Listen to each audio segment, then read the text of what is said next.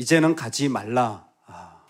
오늘 우리가 살아가는 삶에 우리 영혼을 죽이고 영적인 은혜를 빼앗아가는 삶의 모습과 자리가 있다면 이제는 반복되는 그런 관계와 모습은 끊어지기를 주의 이름으로 축원합니다.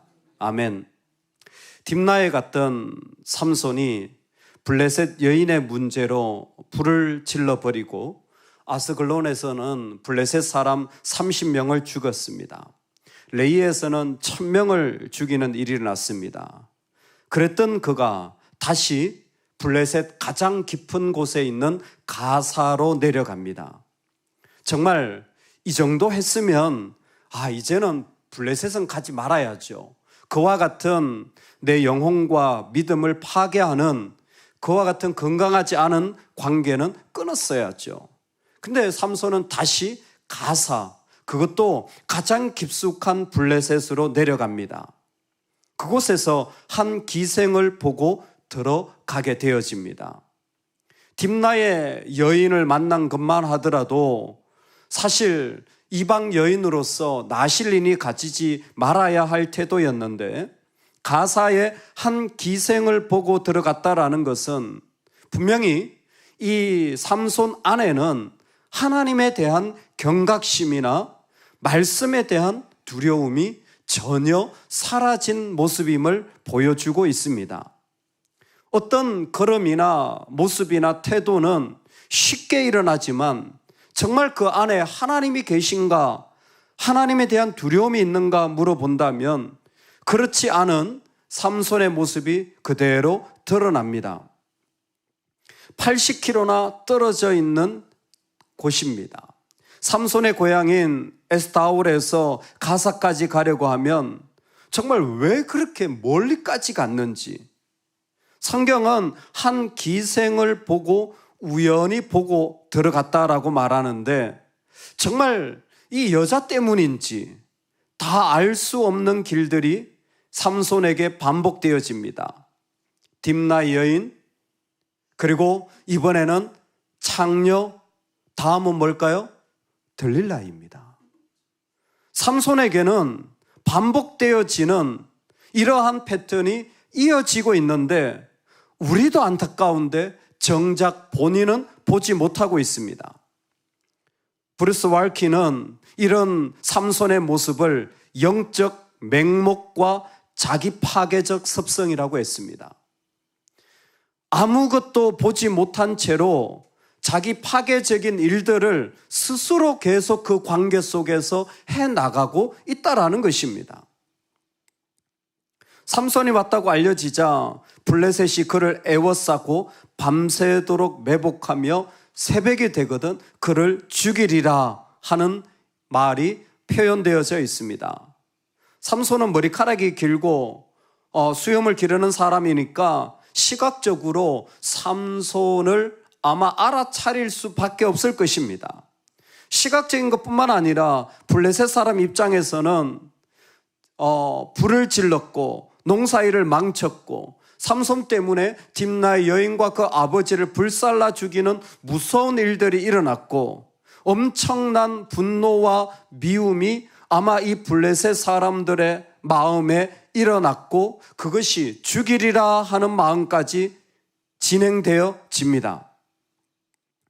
이상한 것은 그렇게 밤새도록 매복하고 새벽이 되거든 이 삼손을 죽이리라 라고 했는데 밤중에 삼손이 그 여인의 집에서 일어나 성문짝들과 두 문설주와 문빗장을 빼어가지고 걸어 나갑니다. 매복하고 있는데 성문짝, 성 중에서도 가장 견고한 자리, 그것을 어떻게 뽑았을까? 전쟁이 있었지 않았겠나? 더 궁금한 건 문짝을 왜 뽑은 거야 도대체? 문짝을 왜 뽑은 거야? 이해할 수 없습니다. 문짝을 뜯어서 걸어갑니다. 말씀은 계속 진행이 되어져요. 문짝을 뜯은 것도 이해가 되어지지 않는데 그걸 헤브론까지 가지고 갑니다. 60km나 되는 거리예요. 정말 이건 코미디도 이런 코미디가 없어요. 문짝이 대충 아무리 안 돼도 1톤 정도 되는데요. 사람이 1톤 정도 되는 걸 들고 60km를 걸어간다니 이게 가능한가 싶기도 한데 삼손이라면 가능하겠죠. 근데 정말 어이가 없는 것은 헤브론까지 가져가서 거기서 버립니다. 버릴 걸 왜 가져가? 이것이 전부 다 우리가 만나고 있는 삼손의 이야기입니다. 파괴가 되어지는, 어떻게 보면 정말 그리스도인으로서 하지 말아야 할 일, 파괴적인 관계, 은혜가 사라지는 것, 삼손에는 계속 반복되어지고 있는데 도대체 왜 이런 일을 하는지, 그리고 왜 그와 같은 만남을 하는지, 왜 그곳에 들어갔는지, 왜 문짝을 뽑았는지, 그리고 그렇게까지 멀리까지 들고 갔는지, 그리고 버릴 것을 또 왜 그곳에 가서 버리는지, 수많은 질문들이 일어나는 그 말씀이 그대로 우리에게 던져지고 있습니다. 여러분, 우리 삶에 정말 많은 질문이 생기는 자리들이 있습니다. 내 인생은 왜 그럴까? 나는 왜 이런 어려움을 당할까? 어떻게 해야 되나? 때로는 쓸모없는 일들에, 때로는 알 수 없는 자리들에, 그 질문에 너무 집중하지 마시기 바랍니다. 그 질문에 너무 빼앗기지 마시기 바랍니다. 그러다가 하나님의 일하심을 놓칠까 두렵습니다. 너무 질문하다가 하나님이 우리를 그 질문 속에서 계속 흘러가게 하시는 큰 흐름을 볼 필요가 있습니다. 하나님은 답하지 않으시고 밤중에 매복해 있는 그 블레셋 한가운데서 그 성 문짝을 뽑아가지고 걸어가는 삼손의 이야기를 계속 진행시키시는 겁니다. 왜냐하면 작은 일들도 있지만 그 속에 큰 흐름이 있기 때문입니다. 첫 번째 큰 흐름은 무엇이냐면 삼손이 가지고 있는 당연하게 여기는 자리입니다. 죄인은 블레셋이 당연합니다. 이게 거리낌이 없어요. 오랜 동안 그런 관계가 이어왔기 때문에 블레셋이라 불려지는 힘듦의 관계, 파괴적인 관계가 당연해졌습니다. 이스라엘도 삼손도 블레셋이 다스리는 게 당연했고, 그리고 이제는 그곳에 걸어 들어가며 그곳에 있는 여인을 만나는 일들도 당연한, 어떻게 보면 어쩔 수 없는 관계라고 말하는데 하나님은 아니라고 하시는 겁니다. 아닌 겁니다. 그 더 이상 블레셋의 파괴적인 관계로 서 있으면 안 된다라는 것입니다. 이때 우리는 봐야 돼요. 그러면 블레셋이 문제냐? 아니요. 그 사람이 문제가 아닌 거예요. 하나님만을 오롯이 의지하지 못하는 이스라엘이 문제입니다. 군사력의 문제가 아닙니다. 그들이 강력하기 때문에 그게 문제가 아니에요. 하나님만을 신뢰하지 못하는 우리의 믿음 없음이 문제입니다. 외롭고 어렵고 힘이 없고 그동안 수많은 관계들이 있는데도 불구하고 파괴적인 유혹이 되어지는 그 만남, 그것은 하나님만을 의지하지 못하는 우리의 믿음 없음이에요. 파괴하는 만남, 여러분 이제 가지 마십시오. 유혹되어지는 곳 들어가지 마십시오. 지금까지도 그렇게 살았는데요. 주의하십시오. 괜찮다고 심판이 없어진 건 아닙니다. 하나님은 참으실 뿐입니다. 지금 아무 일도 없다고 유예된 심판이라 불려집니다. 하나님은 심판하십니다. 하나님은 그 심판을 통하여 그 모든 악이 끊어지기를 하나님 분명히 심판하시는 거예요. 내가 내 힘을 마음대로 사용할 수 있다고, 내가 내 뜻대로 할 수 있다고 그렇게 한다면, 파괴적인 관계가 계속되어진다면 하나님의 심판이 멀지 않았습니다.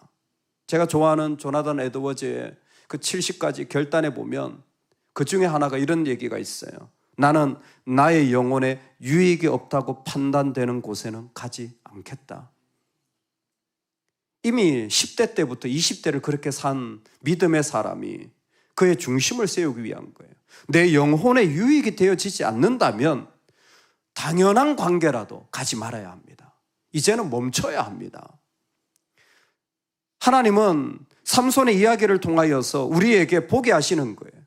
혹시 너에게는 너의 환경이 오랫동안 만나왔던 만남이 살아갔던 삶의 방식이 너무 익숙해지고 당연해서 그것이 내 영혼과 내 가정의 영적인 것을 죽이는데도 불구하고 아무런 이유도 없이 받아들이고 있진 않니? 심판이다. 심판이 유예되었을 뿐이지 하나님은 심판하신다. 블레셋이 당연하지 않기를, 이제는 가지 않기를, 그만 끊을 수 있기를, 주님만을 의지할 수 있기를 주의 이름으로 축원합니다. 하나님은 블레셋이 당연한 것을 멈추기를 원하실 뿐만이 아니라 하나님만이 신실하시다고 말씀하십니다. 사실 그 성에 있는 그 문짝들과 문설주를 옮긴다라는 것은 정복의 이미지인 것이 성경 전체의 모습입니다. 내가 대적의 문을 취하며 라고 할 때 어떤 한 성의 그 성문짝을 뺀다라는 것은 내가 정복했다라는, 요즘으로 치면 깃발을 꽂는 것과 똑같은 거예요.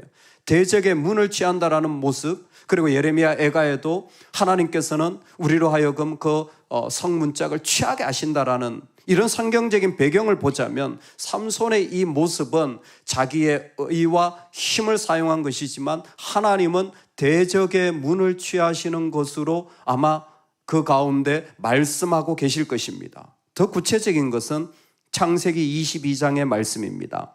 내가 내게 큰 복을 주고 내 씨가 크게 번성하여 하늘의 별과 같고 바닷가의 모래와 같게 하리니 내 씨가 그 대적의 성문을 차지하리라. 아멘.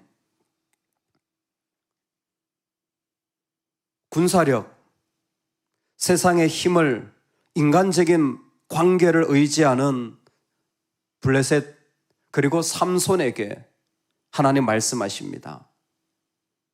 하나님만 의지하고 살아도 돼. 왜냐하면 우리 하나님은 신실하기 때문에. 우리 하나님은 신실하십니다. 하나님은 이루십니다. 여러분, 그 문제의 답을 다 몰라도 괜찮아요. 우리 하나님은 신실하십니다. 우리 하나님은 이루십니다. 뭘 이루고 있습니까? 다 파괴적이고 다 무너지고 있는데, 아니요, 하나님은 이루십니다. 조금만 기다려 보십시오. 하나님이 그 가사의 다곤 신전을 무너뜨려서 블레셋의 모든 사람이 멸망케 되어지는 거예요. 여러분, 우리는 보지 못했지만 사실 삼손은요, 사사로 부름받아 하나님이 세운 사람이에요. 하나님이 시작하신 거예요. 근데 한 번도 삼손은 하나님의 영광을 위해 자기 힘을 사용하지 않아요. 그럼에도 불구하고 하나님은 그 시작을 하나님이 마치게 하십니다. 삼손은 마지막까지 개인적인 복수로 힘을 사용할 거예요. 안타깝죠. 하지만 신실하신 하나님은 사사로 부르실 때에 그 삼손을 통하여 블레셋을 멸망시키는 거예요. 하나님이 이루시는 거예요. 우리는 그 그림을 다 지금 보지 못합니다. 도무지 왜 이런 일이 일어나지? 왜 우스꽝스러운 이런 장면이 반복되어지지? 하나님은 신실하십니다. 하나님이 이루시고 그 일을 완성하실 분은 우리 하나님이십니다. 그러니까 우리가 오늘 그거 없다고 못 살 것 같은 마음 이제는 버리면 좋겠어요. 이제 그만 내려가면 좋겠어요. 이젠 더 이상 그런 것들에 위로받지 않으면 좋겠어요. 왜? 이루시는 하나님이 이제는 우리 삶 가운데 선포되어져서 그것 없어도 나는 살 수 있습니다. 그런 거 이루어지지 않아도 나는 살아갈 수 있습니다. 대적의 문을 취하시는 하나님이 나의 하나님이시고 그 모든 것을 이루시는 하나님이 바로 우리 하나님이시기 때문입니다. 사랑하는 여러분, 우리 삶에 내 영혼에 유익이 없는 말, 관계, 장소, 일들이 있다면 이제는 내려가지 마시기 바랍니다. 그곳에서 돌이켜서 신실하신 하나님의 약속을 부여잡고 걸어가는 은혜, 무엇보다 우리 영혼만큼은 내 삶의 자리에 나도 모르지만 시작하신 분이 완성하실 것이다. 부르신 분이 끝까지 구원하여 주실 것이다. 이 하나님의 신실하심을 믿고 걸어가는 은혜가 있기를 주의 이름으로 축원합니다. 아멘.